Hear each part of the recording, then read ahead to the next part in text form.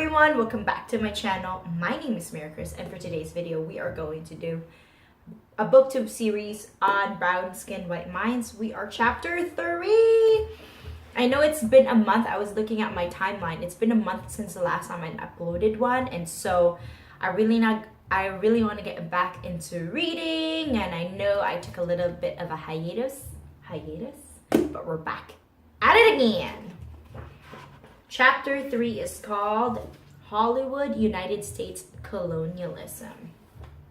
So, brown skin, white minds, E.J.R. Davis. I don't know if I ever said that already. Let's go. Chapter 3, Hollywood, United States Colonialism. Americans talk about and remember the Vietnam War. Americans also remember the Korean War. Americans honor the soldiers, American, Vietnamese, Korean, who fought in such wars.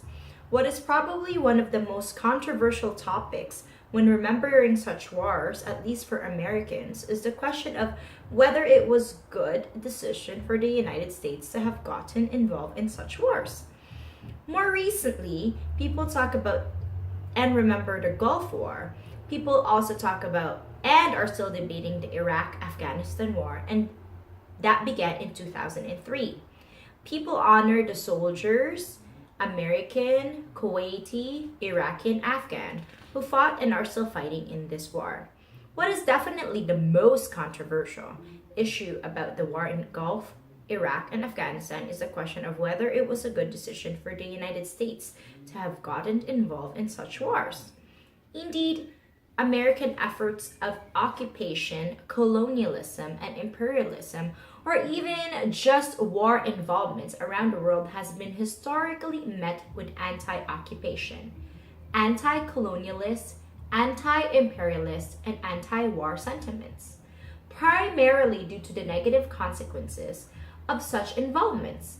Long before all these wars, however, was the Philippine-American War that began in 1899, a result of the United States' first attempt at colonialism and empire building outside the continental United States. Perhaps, if we remember and understand the consequences of the Philippine-American War and the Pacification Campaign that followed, then maybe we would have learned from the mistakes of the past and not repeat them again. Perhaps we would have been able to avoid the loss, pain, and suffering that accompanies war.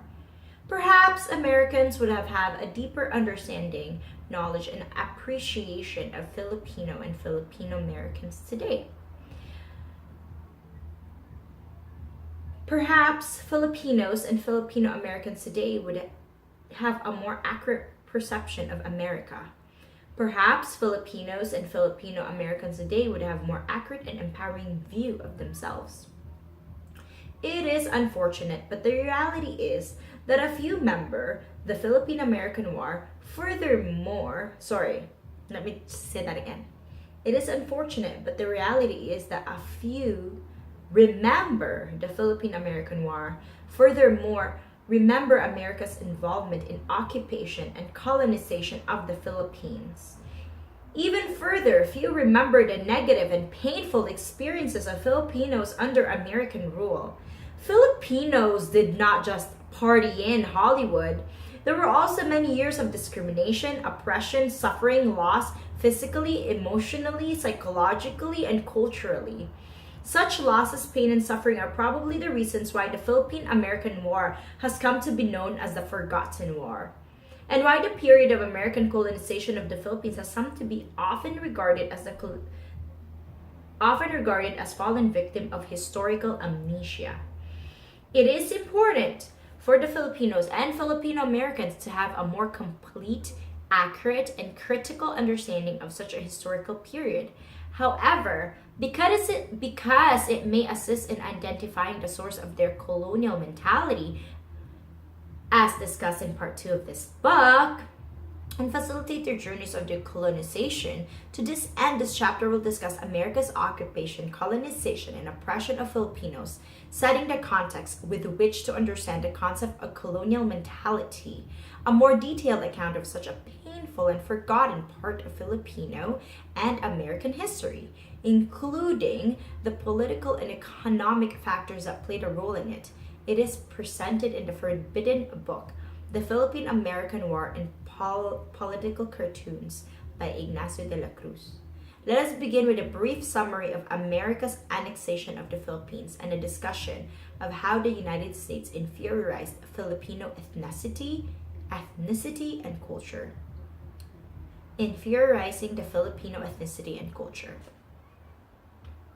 Before the Treaty of Paris in 1898 was formalized by American and Spanish peace commissioners, Filipino representative in Paris attempted to argue that because Spain had already been ousted from the Philippines and because Filipinos already had an independent government before the treaty was signed, Spain had no right to transfer ownership of the archipelago to the United States.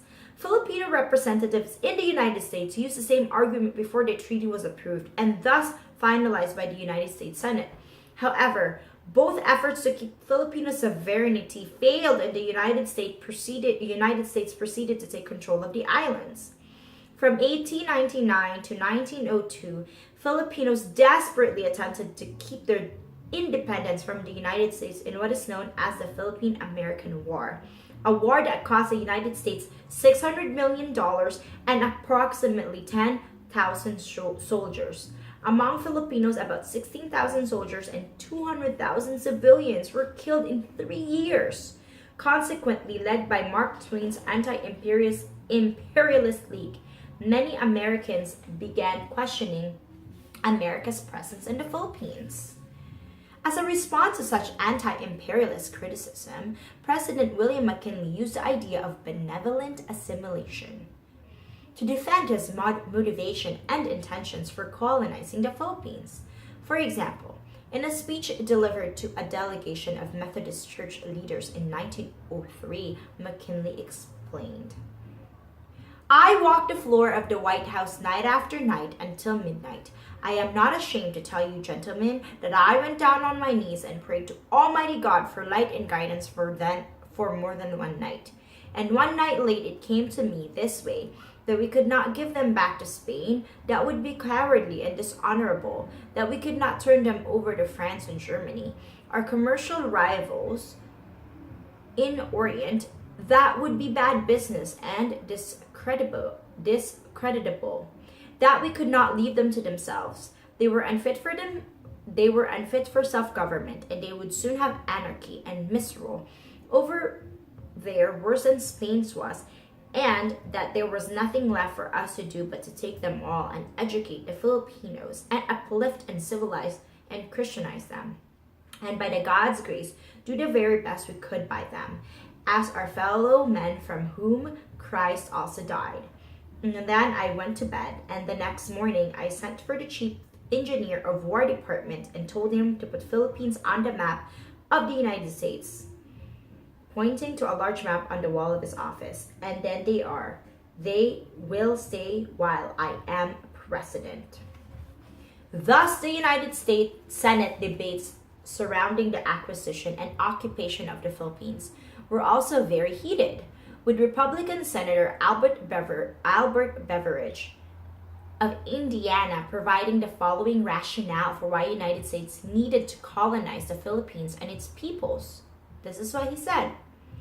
"We have one of 3 great ocean possessions of the globe, located at the most commanding commercial, naval, and military points in eastern seas. Within hail of India, shoulder to shoulder with China, richer in its own resources than any equal body of land on the entire globe, and peopled by a race which civilization demands shall be improved. Should we abandon it? We must remember that we are not dealing with Americans or Europeans. We are dealing with Orientals.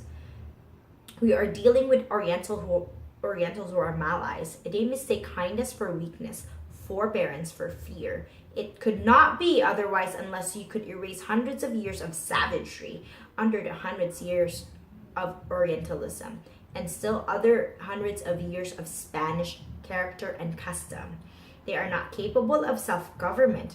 How could they be? They are not of a self-governing race. Savage blood, Oriental blood, Malay blood, Spanish example, Are these the elements of self-government? We must never forget that in dealing with Filipinos, we deal with children. This was what Senator Albert Beveridge, was a senator, Republican senator, said.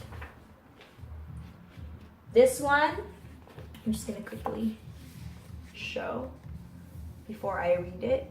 Do you see how here, figure 3, a political cartoon depicting Filipinos as childlike savages needing to be civilized and educated, led by President William McKinley. Ridiculous. It is clear that the quotations above, that the motivators behind the United States forced entry and occupation of the Philippines are similar to those of Spain's approximately 400 years prior. The 3 Gs, God, gold, and glory. It is clear from the quotations above that many in the United States, including their highest leaders such as senators and even its president, saw Filipinos in an inferior manner.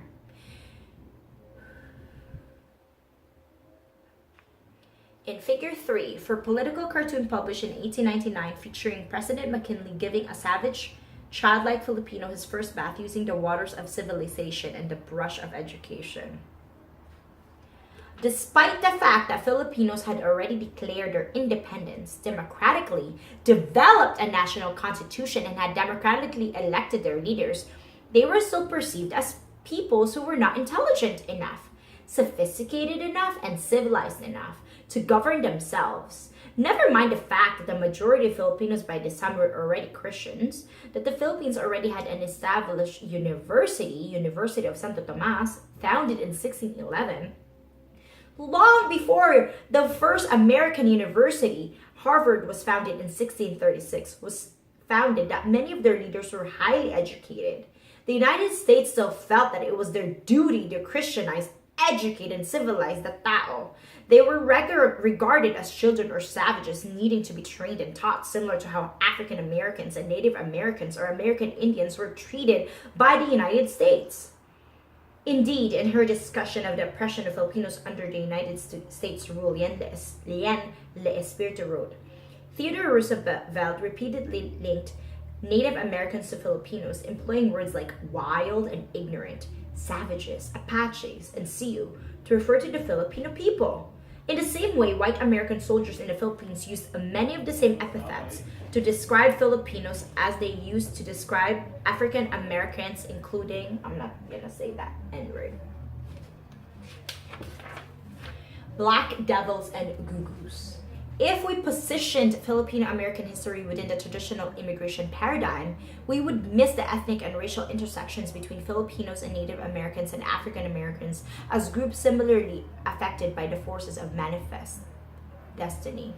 This common context of struggle were not lost on African American soldiers in the Philippines, connecting their fight against domestic racism to the Filipino struggle against U.S. imperialism. Some African American soldiers, such as Corporal David Fagin, switched allegiance and joined the Native struggle for independence. Espiritu's analysis revealed the similarities between experiences of oppression between America's first peoples, African Americans, and Filipinos, similarities that are lost in popular representations of American history and even Filipino and Filipino-American history, which often simplistically portray Filipinos as one of the largest voluntary immigrant groups in the United States. The true history reveals to us that it was not Filipinos who initiated contact with and tried to begin relationship with the United States. It was the other way around, through the avenue of colonialism, imperialism, and oppression. The true history also reveals to us that similar to America's first peoples and African Americans, Filipinos and their ethnic cultural characteristics were systematically degraded and inferiorized, primarily to rationalize the United States occupation and colonization of the Philippines. Indeed, whenever questions and criticism arose regarding America's occupation of the Philippines, United States leaders were quick to point to the ideas of manifest destiny and benevolent assimilation as their primary motivators and rationale. Unfortunately, very few bothered to pay serious attention to the flip side of both of these ideas, that for Americans to see themselves as being responsible for civilizing the rest of the world, they also had to buy the assumption that everyone else are inferior, wild, savage, and uncivilized. In fact, to convince Americans of their superiority over the Filipinos, demonstrate the savagery and uncivilized nature of Filipinos, and rationalize America's civilization and benevolent intention in the Philippines. The United States brought over 1,100 Filipinos to the St. Louis World's Fair in 1902 and sequestered them in what is called the Philippine Reservation. This 47-acre reservation, complete with authentic dwellings and natural living environment of the savage Filipinos, presented the American public a range of Filipino civilization levels, with the Negritos and other indigenous tribes being portrayed as the most savage and the Philippine Scouts being the most civilized. The Philippine Reservation was the most popular site during the St. Louis World's Fair, or St. Louis. I apologize if I mispronounced that. As Americans curiously watched the captured Filipinos as if they were animals displayed in a zoo. Another American genocide. As discussed above, the portrayal of Filipinos as uncivilized savages who needed to be tamed, trained, and taught is similar to how the United States perceived their earlier colonial victims, the Native Americans or American Indians, as depicted. I'm going to show you guys after. Some scholars have even made convincing arguments paralleling the United States' perception and treatments of Filipinos with those America's first peoples. One infamous connection between the experiences of Filipinos under the United States and of those by Native Americans or American Indians is the United States Army General Jacob H. Smith, who was a veteran of the Civil War and many other battles against the First Peoples of America. General Smith was assigned to lead the war against the Filipinos during the Philippine-American War, where he proudly publicized that he was willing to repeat strategies that work against Indians with Filipinos. Among the many war crimes General Smith committed is the infamous kill everyone over 10 order he gave his troops in the Philippines. Furthermore, although the Philippine-American War was declared to have been won by the United States in 1902, Filipinos continued to fight and resist American presence in the islands.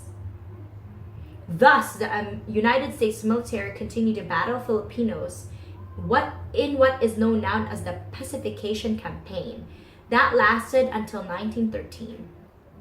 The Pacification Campaign included infamous Morro Crater Massacre in 1906, where hundreds of Filipino civilians, women, and children were executed by American soldiers. It is estimated that about 1.5 million Filipinos died as a result of American occupation of the islands between 1898 and 1913, leading some scholars to conclude that Filipinos experienced genocide in the hands of Americans. These examples of the Filipino experience against American soldiers are painfully similar to the many massacres that the Native Americans and American Indians experienced just a few years prior. Among America's first peoples, the devastating physical, emotional, and psychological pain, as well as the vast amounts of cultural loss that accompanied the European colonization of their ancestral lands, have caused immense individual, collective, and intergenerational trauma. Among these indigenous groups, such trauma has been identified as being the root cause of many social and psychological ills facing America's first peoples today. Deservedly, the trauma and intergenerational effects of colonialism among the America's first people have been receiving attention and are being addressed, at least to some extent. Unfortunately, the same cannot be said about the Filipino experience. As American imperialist efforts proceeded, and as part of the Pacification Campaign, the United States established a nationwide public school system in which most of the educators were Thomasites. Over 500 American teachers who came to the Philippines in 1901 through St. Thomas Transport. In 1902, the number of Thomasites sent to the Philippines more than doubled as the United States became convinced that the education instead of outright military suppression was more effective means to pacify Filipinos and win the confidence, respect, and affection of the inhabitants of the Philippines. The establishment of American-controlled and American-taught public schools throughout the Philippines is similar to what the United States did with America's first peoples. When Native American or American Indian boarding schools were established throughout the United States to civilize America's indigenous groups as part of United States benevolent and noble effort to educate, uplift, civilize, and Christianize the Filipinos and uphold the United States tutelary regime. The Americanized education system taught Filipinos the English language, inculcated Filipinos with American culture and values, and replaced Filipino worldview with American political ideals. Thus, the Thomasites' information about the United States may have began to distort the Filipinos' view of American culture. The United States also selected promising Filipinos to go to the United States as scholars and study in the most prestigious American universities. These pensionados learned the American form of government as the American way of culture, and many returned to the Philippines, became leaders, and governed the Philippines after the American model, which was the intention behind the scholarship program. The pensionados, knowingly or not, may have supplemented the teachings of the Thomasites, and through the way they led interactive with Tao, contributed to propagating the message that anything American is better than anything Filipino. Consequently, a majority of Filipino may have developed a grandiose picture of American life that contributed to their large-scale migration to the western United States, where they experienced blatant racism. Simultaneously to the development of their superior perceptions of American culture, Filipinos may have begun to devaluate Filipino culture, similar to how Filipinos are argued to have developed the belief that Spanish and their ways of life were naturally superior and that indigenous Filipinos' culture was uncivilized savages.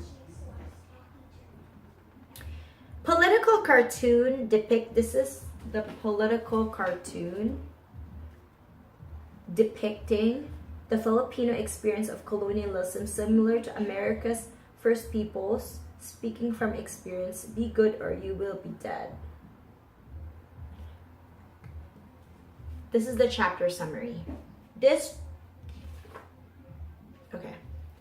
chapter provided a discussion of a part of American history that many do not remember. This history contains painful, traumatic, shameful, and embarrassing events. It is possible that this may be the reason why many do not remember it. It is too difficult to talk about and thus remember. However, it is important for all of us to know that the American culture and the United States are not perfect, so that we do not develop an inaccurately grandiose perception of America. Similar to the discussion in Chapter 2, it is important for us to know that Filipinos fought bravely and heroically against the American occupation to protect the independence they gained from Spain. Independence they worked so hard for and that many of them lost their lives for. It is important for us to remember that Filipinos fought valiantly against the United States to protect their ways of life and their rights for self-determination and self-government. Similar to what took place under the Spanish rule, it is important for Filipinos to know that they experience maltreatments, miseducation, infuriation, even deaths in the hands of the United States. Another crucial realization is the fact that it was the United States who initiated contact with Filipinos, colonizing the Philippines, portraying anything American is better than anything Filipino, and opening the doors for a large numbers of Filipinos to want to migrate to America. The history of Filipinos in and with the United States, therefore, is more complex than the common voluntary immigrant. narrative and reveals to us that the Filipino experience is similar to those of African Americans and America's first peoples. It is important for Filipinos to have a complete picture of such history so that they can develop more accurate perception of American culture and the United States, to develop a more accurate perception of themselves and their Filipino heritage. It is important for Filipinos and Filipinos to know and understand the catalyst for their colonized thoughts, attitudes, and emotions and behaviors, their colonized psychology. Because of the United States' presence and colonization of the Philippines, the doors were opened for large numbers of Filipinos to work, study, and live in the United States. Simultaneously, the doors were opened for many Americans to work, study, and live in the Philippines. Thus, cultural mixes, cultural integration, and cultural conflicts took place in both the United States and Philippine soils.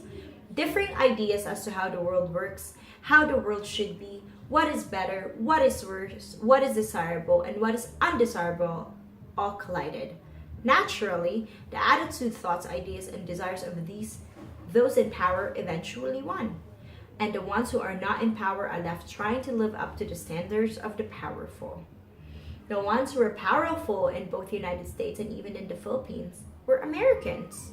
In the following chapter, I discuss how Western-centric or American-centric standards and ideals that have roots in colonialism but have lasted throughout the decades, and to which Filipinos and Filipino Americans are subjected, operate to continually subjugate and oppress the Filipino ethnicity and culture.